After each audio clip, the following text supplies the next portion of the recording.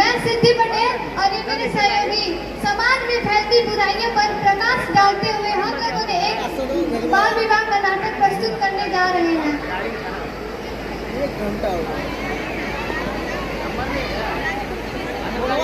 छोटी है उम्र बड़े हैं ख्वाब, छोटी है उम्र बड़े हैं ख्वाब, अभी तो पहनना है सिर पे ताज। मेरा बचपन जीने से मुझे मत रोको, मेरा बचपन जीने से मुझे मत रोको, बाल विवाह एक अभिशाप। आप इतने परेशान क्यों दिखाई देते हैं? परेशान तो रहूंगा ना पार्वती, आखिर एक बेटी का बाप जो ठहरा। पार्वती, अब उसके हाथ पीले करने का समय आ गया है। पर हमारी आनंदी तो अभी सिर्फ 9 साल की है, अभी तो उसके पढ़ने लिखने और खेलने कूदने के दिन हैं। देख पार्वती, लड़कियां पराया दर्द होती है और जितना जल्दी तुम्हें घर से विदा कर दे उतना अच्छा है। कल से आनंद की पढ़ाई लिखाई बंद। पर बापू, इसमें मेरी क्या गलती है? आप मुझे पढ़ाई करने क्यों नहीं देते? तेरी गलती है कि तू एक लड़की है, लड़का होती तो क्या बापू, लड़का होती तो क्या? ऐ लड़की, ज्यादा जबान ना चला, नहीं तो जबान अलग से खींचकर बाहर निकाल दूंगा। बापू, मैं पढ़ लिख कर कुछ बनना चाहती हूँ, मेरी पढ़ाई ना रोको बापू। आनंदी, तुझे पढ़ना है तो पढ़, लेकिन सारी उम्र बाप की छाती पर ये बोझ बनकर ना रहे। पर बापू, अभी तो मेरी उम्र पढ़ाई लिखाई की है, मुझे पढ़ लिख कर डॉक्टर बनना है। पढ़ाई पढ़ाई पढ़ाई, आज तो तेरी इन किताबों का काम तमाम करके ही छोड़ूंगा। ये ले। नहीं बापू, मत खाना बापू। सॉरी। नहीं बापू, नहीं। बापू, ये तुमने क्या किया? तुमने मेरी इन किताबों को भी नहीं पढ़ा बापू, मेरी किस्मत फाड़ दी, मेरी किस्मत। ये कापी किताबें ना सिर्फ छोरों के हाथ में अच्छी लगती है, लड़कियों के हाथ में तो सिर्फ मेहंदी अच्छी लगती है, मेहंदी। पर बापू, मैं लड़की हूँ तो क्या हुआ? लड़का और लड़की तो हमारी दोनों आंखों के समान होते हैं। चुप कर आनंदी, और यह एहसान मान कि अब तक जिंदा है तू।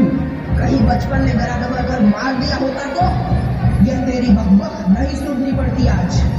पर बापू, मुझे चूल्हा जलाना अच्छा ना लगे है। देख छोरी, जितना जल्दी हो तू चूल्हा जलाना सीख ले, उतना ही अच्छा है तेरे लिए।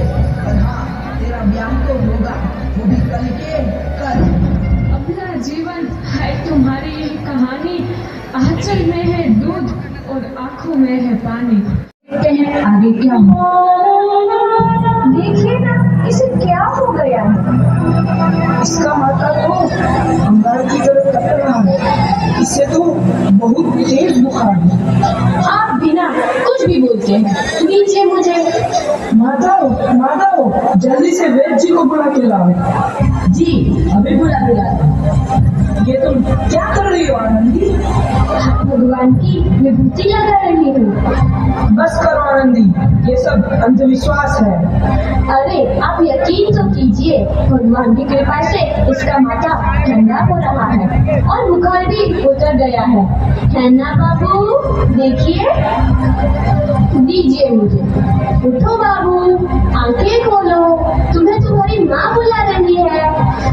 आंखें खोलो, देखिए ना इसे क्या हो गया है, आंखें भी नहीं खुल रहा। आंखें खोलो बेटा, आप चुप क्यों है? आंखें खोलो बेटा, आंखें खोलो। आनंदी, हमारा बेटा कभी आंखें नहीं खोलेगा। नहीं, ऐसा नहीं हो सकता। मेरे बेटे को मुझसे कोई नहीं छीन सकता, कोई नहीं छीन सकता। पागल मत बनो आनंदी। माधव,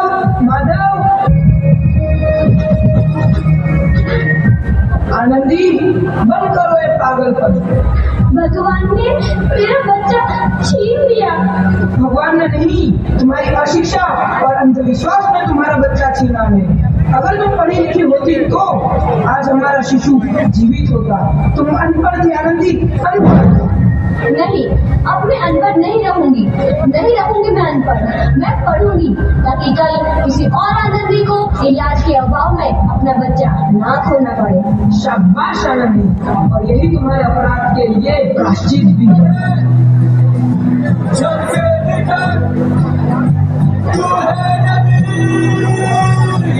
आनंदी, तुम्हारी 12वीं का परिणाम आ गया है। तुमने पूरे कॉलेज में प्रथम स्थान अर्जित किया है। आनंदी, तुम्हारी मेहनत रंग लाई है। तुम्हें शिक्षा वृत्ति मिली है। ये लो तुम्हारे अमेरिका जाने की टिकट। मुझे शिक्षा वृत्ति मिल गई, मैं अमेरिका जा रही हूँ। पर ये सब मैं अकेले कैसे कर पाऊंगी? आनंदी, अपने आप को इतना कमजोर क्यों समझ रही हो? फिर इतना पढ़ने लिखने का क्या फायदा? तुम अभी गवार की गवार नहीं हूँ मैं अब गवार।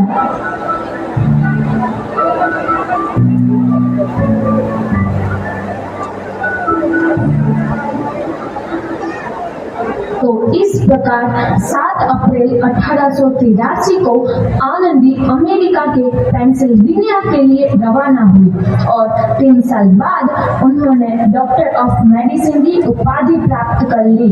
इधर आनंदी के पिता की तबीयत बहुत खराब है।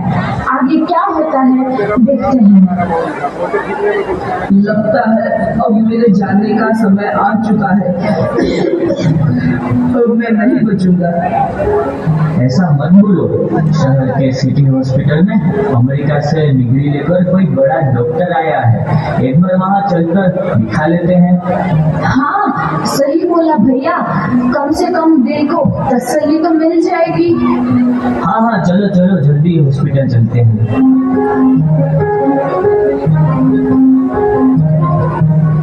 इस मरीज की हालत तो बहुत ही खराब है। कोई चमत्कार ही इसे बचा सकता है।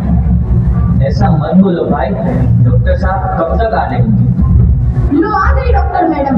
डॉक्टर मैडम, जल्दी देखिए, मरीज की हालत बहुत ही खराब है।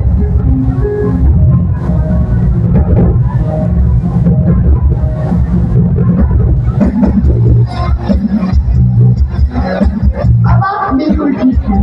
मौत के मुंह से आपको बचाया है डॉक्टर मैडम ने। डॉक्टर साहब ने मुझे बचा लिया। मुझे मिलना है डॉक्टर साहब से। डॉक्टर साहब नहीं, डॉक्टर मैडम बोलो। डॉक्टर मैडम, उन्होंने ही तुम्हें जीवन दान दिया है। लो आ गई डॉक्टर मैडम, मिल लो उनसे। डॉक्टर मैडम, आपका बहुत बहुत धन्यवाद। आपने मेरी जान बचाई। इसके बदले में मैं गरीब भला आपको क्या दे सकता हूँ?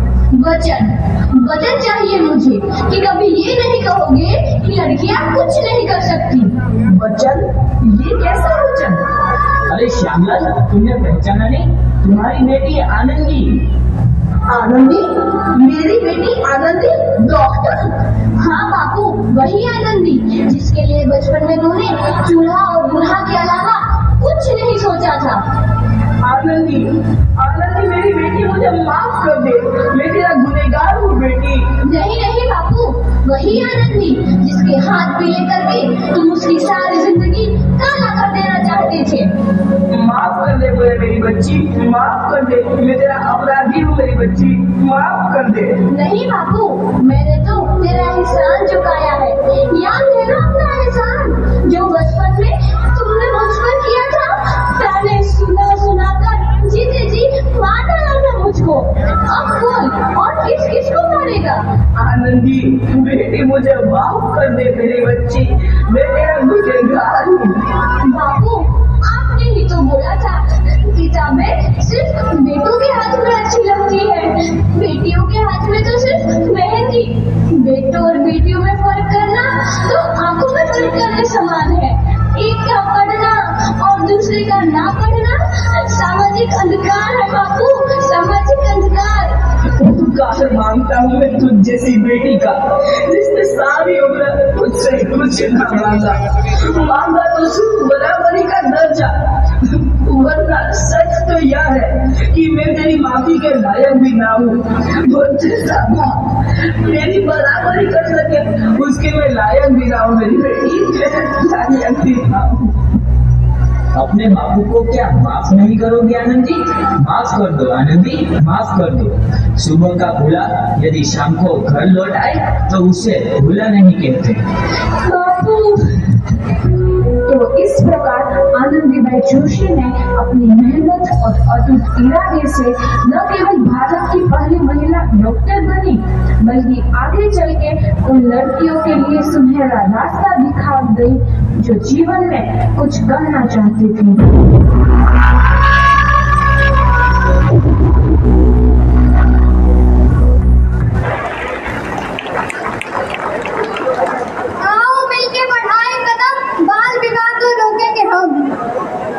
बहुत ही शानदार प्रस्तुति रही। आइए हम सब मिलकर एक संकल्प लेते हैं कि 18 वर्ष की कम उम्र की लड़की, 18 वर्ष की कम उम्र की लड़की और 21 वर्ष के कम उम्र के लड़के, 21 वर्ष के कम उम्र के लड़के का बाल विवाह होने नहीं देंगे, का विवाह होने नहीं देंगे। ये सामाजिक तथा कानूनन अपराध है, तो हम सब प्रण लेते हैं कि इसको रोकने के लिए हर कार्य को संभव करेंगे। बहुत बहुत धन्यवाद अमरावती देवी स्कूल को।